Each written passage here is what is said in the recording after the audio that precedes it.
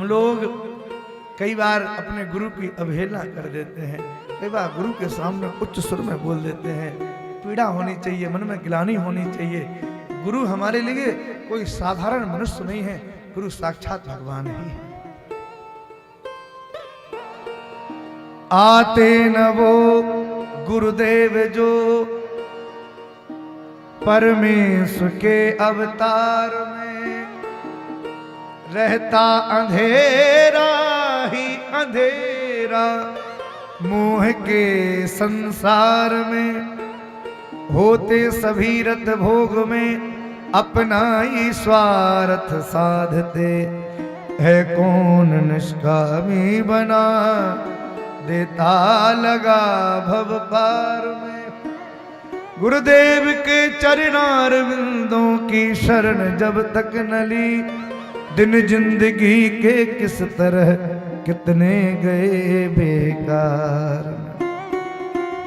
अच्छा एक बात बताओ, गुरुजी जब जीवन में आते हैं तभी हमें जीवन जीना आ पाता है।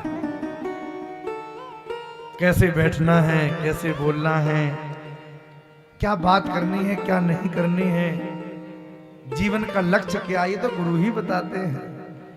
अच्छा ये शरीर जो है ना, भारत देश में जन्म लेने वाले सदगुरुदेव के शरणापन्न जो लोग हैं, उनके रूप को देखकर भगवान की याद आ जाती है। जब गुरुदेव गले में तुलसी की कंठी पहनाते हैं, तिलक स्वरूप देते हैं, कान में गुरु मंत्र देते हैं, ये सब जब गुरुदेव भगवान प्रदान कर देते हैं ना, तो शरीर के भीतर एक नई चेतना प्रकट हो जाती है, भगवान से मिलने का मार्ग प्रशस्त हो जाता है। ये शरीर निरंतर बजने लग जाता है, हमारा भीतर से आवाजें आने लग जाती हैं।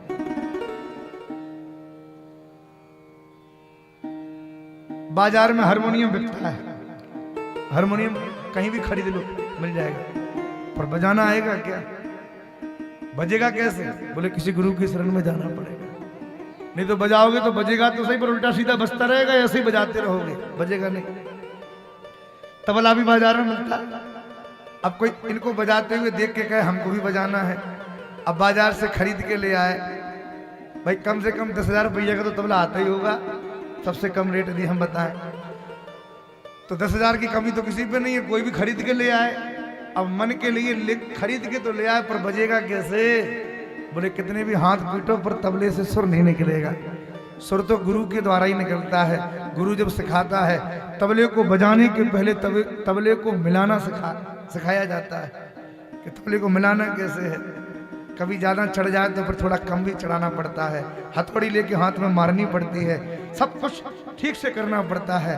कोई तार का वाद्य यंत्र हो तो उसके तारों को भी कसना पड़ता है, ज़्यादा भी न कस जाए, ढीले भी न रह जाए, भाई तभी तो स्वर प्रकट होगा।